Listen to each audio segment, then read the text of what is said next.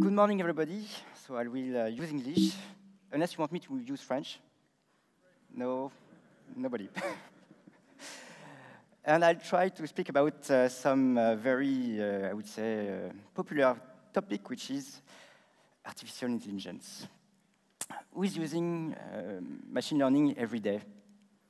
Nobody? Who knows? Who wants to try? Many people. And you never tried.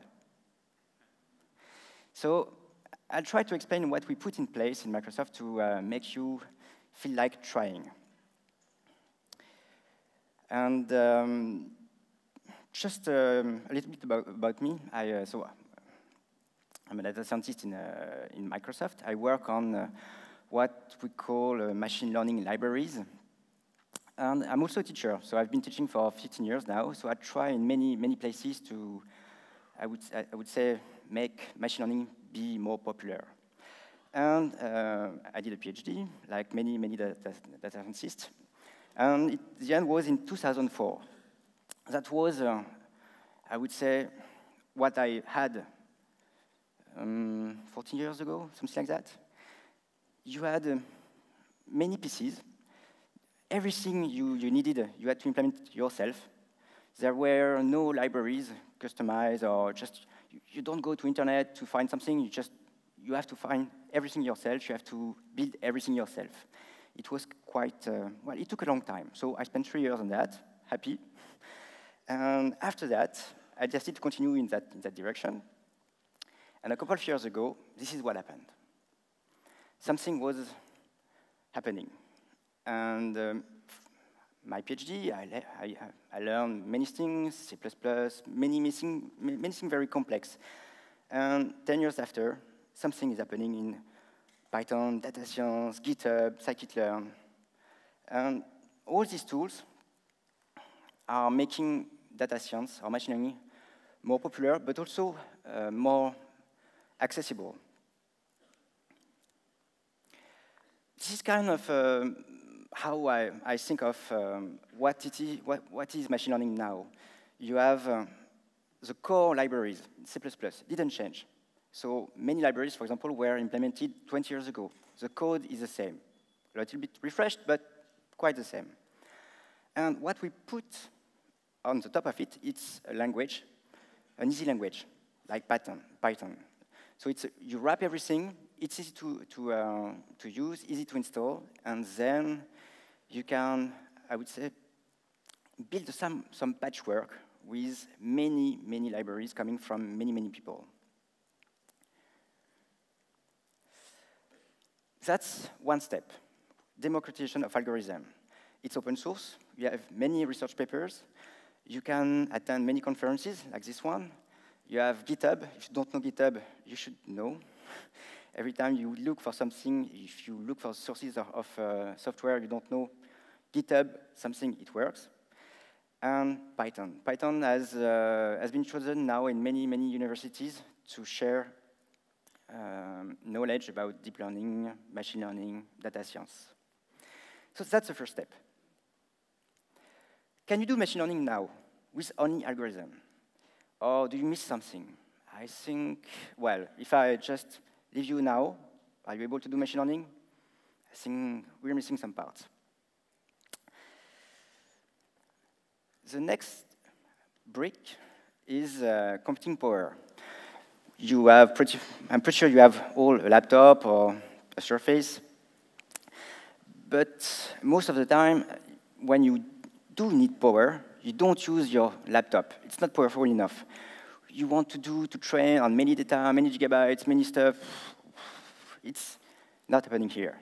You go on the cloud, you rent a machine, you do something, but you move your data over there, and you do the computation over there. And the second reason is you have now many different kind of computation power. You have very dedicated ASIC or FGPA, you have cloud, you have GPU, all of that in your laptop, not possible. So one way of using it is to rent it from the cloud. many complex tools means also it's very difficult to install. I don't know if you tried, but I tried recently. I tried to just start from scratch, take a laptop, install everything I need, or maybe more, a virtual machine. And it took me, I would say, a day, just to install everything, to make everything work. And it's a waste of time. So now, if you go to, for example, Azure or well, any other competitor, you will find something we call deep learning virtual machine. So you just take it, renting, 20 minutes after, you get every tool you need. So that's what I call democratization of hardware. You have many solutions in the cloud. It's available now, you don't have to wait. And the economical model changed a little bit. You don't have, for example, to buy a new machine. You don't have any fixed cost. You pay what you consume. So that's a second change. Is it enough? No, it's not enough. What do we miss? Well, the title of my presentation was Artificial Intelligence. So what is that? I'm pretty sure you heard that we can recognize faces, look for faces in any image, in videos. We can, if you take a picture, you can extract the silhouette of somebody and just remove it or just use it. You can count the number of people in an image. You can do many stuff like that. And in many domains, you can try to interpret what you can see in an image. For example, in the first picture, you try to detect if you have to turn right or left. Second picture, it's a brain. So what kind of disease can you extract from the picture or recognize? And the last one is about sound, how to recognize speech. So for every domain, we have some new artificial intelligence which are already able to extract information from them. And I think the only tool now we use to do that is deep learning. I don't know if you know that competition. It's called ImageNet, and it's 1 million or a couple of millions of images, and you need to recognize places. An image, what is that? Eiffel Tower, or Amsterdam, or I don't know, any museum. You need to recognize that. And in 2012, before that, we were using some kind of traditional model. We take the picture, we extract features. So let's say the number of colors, many features. And we use simple machine learning to classify. After 2012, deep learning started to win the competition and win far ahead. And so far, didn't change. And what changed with deep learning? It means everything now can be trained, even the feature extraction. That's what is working now. It's quite difficult to train and to make. It takes time. And a way to access that, if you want to recognize faces, it's for example, Bing provides some deep learning network trained for some specific task. You get an image, you call a service, you get results, and that we call what we call cognitive services in Microsoft. And once you have the results, you can build on the top of that. What is a deep learning network? It's quite big. I think that's it's called VGG 16 or something like that. It has 125 layers of network, 1 billion of coefficient. And I don't know the cost of this network because I think it's terrible. If you want to do it yourself, you will have to spend thousands of dollars just to pay for the computation cost. And that's just one model, which means to get that one, you need to train a dozen. So this model has a price. And a new thing we can do, if you don't want to use cognitive services, a new way to extract or to use the computation power somebody spent in training those models, You can just do what we call transfer learning. You can extract a model, cut it, say, okay, the first layers are I've trained how to process an image, and the last part is, okay, let's use our image to classify, let's use our neural network to classify your image. I don't know what you want to do, recognize between a coffee, a tea, a drink. Such model doesn't exist, but you can build it quite easily.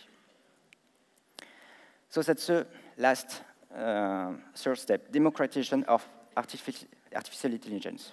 You can reuse already trained model, you can retrain if you want, and you can do that with GPUs you never bought. Just train them. Is it enough? One part is missing.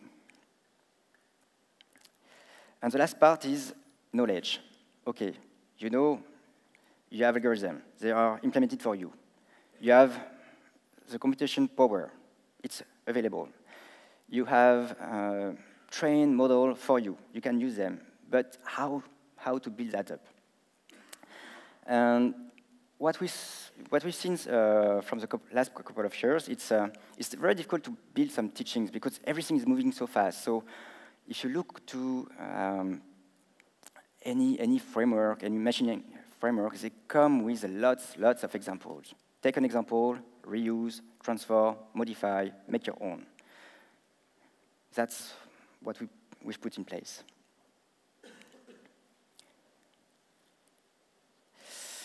And I don't know if you have kids, but there is big debates in France, for example, if you want to, should we make kids program at school? Well, I have my answer. I can share it if you want, but I'm pretty sure you know what it would be. And, well, it's not Java, but it's visual programming, like Scratch. I think it's quite, well, it's quite fun. So democratization of knowledge. Stack Overflow, Quora, Archive, many tutorials, Coursera, edX, everything is free. And with that, you have everything you need to do machine learning. So what's missing now? Just practice. So I imagine some situation where machine learning could help. And it's coming from a customer. Microsoft customer. So it's a shopping website. Basically, you have a website you can buy. Everything from the website is automated. But populating the website with products is still manual. You need somebody who is going to receive the images, receive the description, read, check the images, select. Everything is manual. And you need also to classify, because the image is something, an object, and you want to classify this object into something you sell, a table or whatever. How to scale? You can start, you have 10 people, it's okay. Now you have many more customers, they buy many more products, and you have to populate your website as much as they buy.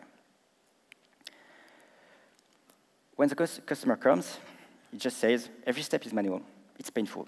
Basically, that's the only feedback you get. It's painful. How can you help them?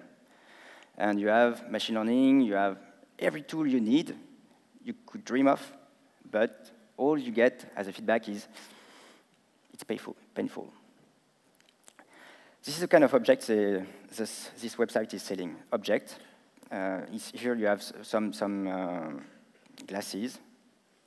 And the classification should be, okay, this is an object for the kitchen. So if people are looking on the website, they should enter the website by, okay, go to the kitchen, show me what you have for a kitchen. Now comes the job of a data scientist. The first step is, okay, we understand the full pipeline and how it's done right now, even if it's manual. And we imagine we're not going to automate everything. We're going to automate one part of it. We start with something. First, images. We receive images, and we want to classify them. And we hope that every time we receive an image, we will be able automatically to say, okay, that's a glass, that's a table, that's an object. And one solution for that is to use deep learning.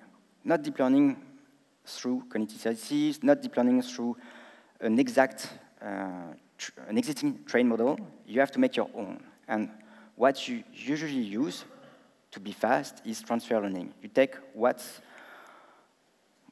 came up from a researcher brain. Now it's a deep learning model with 125 layers. You just keep 100 layers, 120 layers. You change the very end, and the very end has to fit your problem. And by doing that, we hope that we're going to classify half of the images. That's one step. Second step. One of the problems of the website was storage. If you give a high price, then your product are going to stay longer on the website, which means you need to store more. But you don't have more. So how can you adjust your capacity with the price? How do you trade?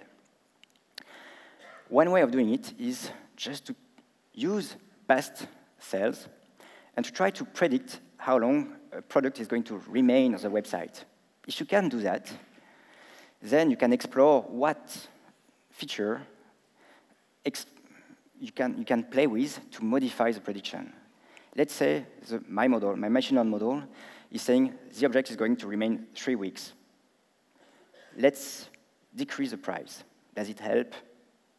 So by building such a model, you can have some insight on what is important for your website. So that's the two models we put in place.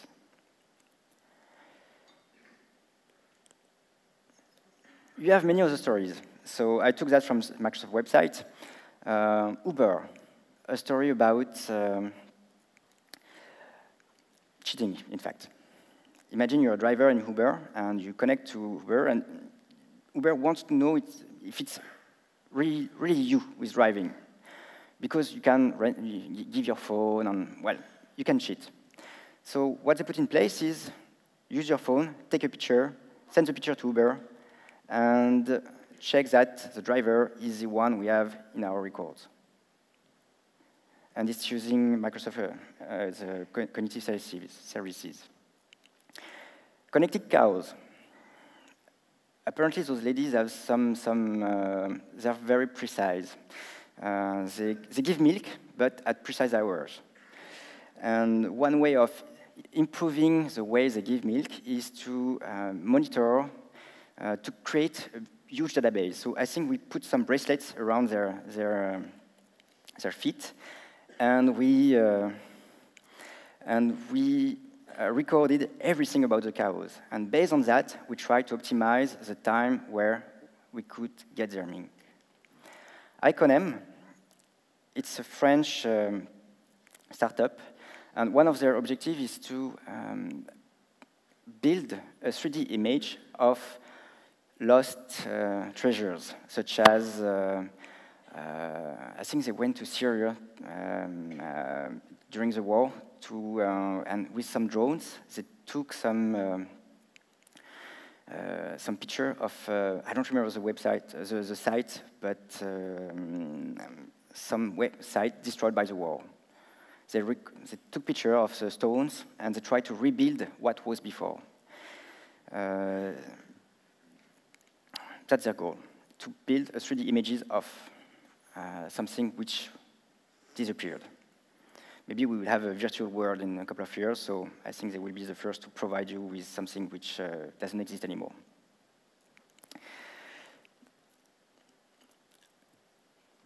Now comes the fun. So part of my job is to make you believe that machine learning is very easy. And we work in many directions. So as a teacher, I try to build some lectures, to give what I know to you. That's one part. And the other part is, because those tools are very complex, we try to imagine a very simple way to make that available for you. And you can imagine that everybody is trying. Everybody is trying to make his tool be used by many people. So if you look for deep learning, there is some kind of battle. Every big company has its own framework, CNTK, TensorFlow, so they all have a couple of years old. Which one is going to remain? That's a good question. I don't have the answer. But imagine you want to build something on the top of those frameworks. And in 2 years, somebody is saying, we give up. We're going to use the competitor's one. So that's kind of risk. Everything is available, but it's risky. And a last one, because it was raised by a friend of mine who is a jurist. I wanted to build a family book with many pictures I had in my device. And I was thinking, OK, let's use deep learning to classify among my family members. So I didn't take my family, but instead I chose somebody I think you know. The question is, I found those images on internet. Imagine I take your pictures right now, and I'm going to build a model able to classify among you. But I've used somehow your data, and I've built a model. Who owns this model? I don't have the answer. I'm not sure that any country has an answer for that question. But maybe we'll have to face it somehow. And I think that's the last slide. Thank you very much. If you have any question.